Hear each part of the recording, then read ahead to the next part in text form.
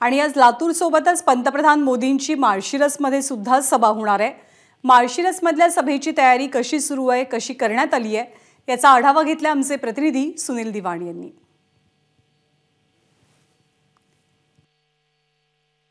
सर्वात हॉट ठरलेल्या माढा लोकसभेसाठी प्रचाराला आज पंतप्रधान नरेंद्र मोदी रिंगणात उतरणार आहेत।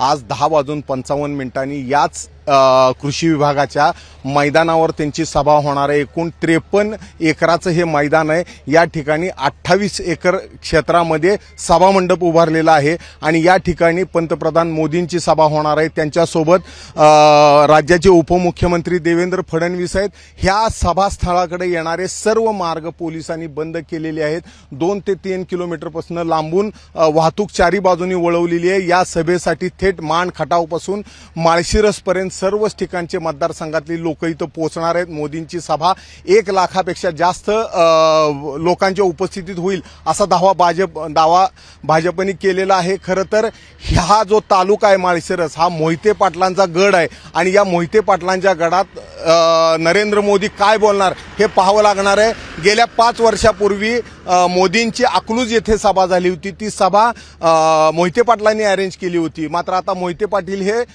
राष्ट्रवादी काँग्रेसमधून उमेदवार झाल्यामुळे आता या इथं रणजित निंबाळकरांसाठी त्याच माळशिरसमध्ये पंतप्रधान मोदी पोहोचतायत आणि त्या अकलूजच्या सभेपेक्षा मोठी सभा घ्यायचं आव्हान भाजपसमोर आहे आणि त्यासाठी देवेंद्र फडणवीसांनी कंबर कसलेली आहे आणि त्यामुळे 10:55 पंतप्रधान इथं पोहोचणार आहेत। नेमकं कशी सभा होणार याकडे सर्वांचं लक्ष लागून राहिलेलं आहे।